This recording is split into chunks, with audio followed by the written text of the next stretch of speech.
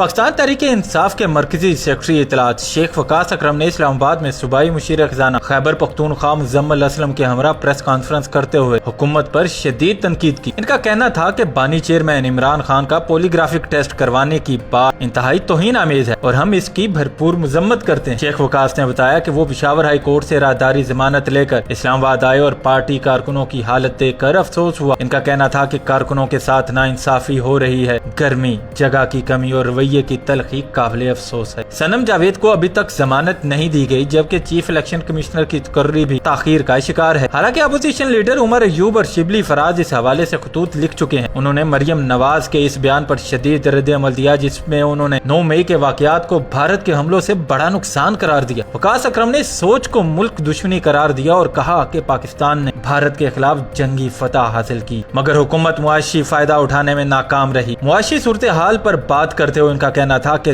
دعوے تو ترسیلات زر کے تھے لیکن اصل میں 80 کروڑ ڈالر کی کمی سامنے آئی۔ شرح نمو 3 سال میں 2.6% سے اوپر نہیں جا سکی اور غیر ملکی سرمایہ کاری کا حال یہ ہے کہ صرف ایک فوڈ چین کی برانچ کے سوا کچھ نہیں ہوا۔ اسٹاک مارکیٹ کے بلند و بانگ دعووں کے باوجود بین الاقوامی کمپنیاں اپنا سرمایہ نکال رہی ہیں۔ شیخ وقاص نے مزید کہا کہ پاکستان ایک زرعی ملک ہے لیکن حکومت کی پالیسیوں کی وجہ سے زرعی شعبہ تباہ ہو چکا ہے۔ بڑی فصلوں میں 13% کمی، کسانوں پر قرض کا بوجھ اور ملز کا غیر ذمہ دارانہ رویہ پنجاب کے کسانوں کو دیوار سے لگا رہا ہے۔ انہوں نے DGISPR کے نوجوانوں کا شکریہ ادا کرنے پر بھی تبصرہ کیا اور کہا کہ سب جانتے ہیں کہ نوجوان کس کے ساتھ کھڑے ہیں، یوتھ بانی چیئرمین عمران خان کے ساتھ ہے۔ PTI نے اپنی ڈیجیٹل سرگرمیوں کی تفصیلات میڈیا کو دے دی ہیں۔ پریس کانفرنس سے خطاب کرتے ہوئے مزمل اسلم نے کہا کہ فارم 47 کے ڈیٹا پر حکومت اور میڈیا کی خاموشی سوالیہ نشان ہے۔ انہوں نے کہا کہ 2021 میں ملک کی گروتھ 5.7% تھی، PTI کے جانے کے وقت 6.7% تھی جو اب منفی سے بمشکل 2.68% تک پہنچی ہے۔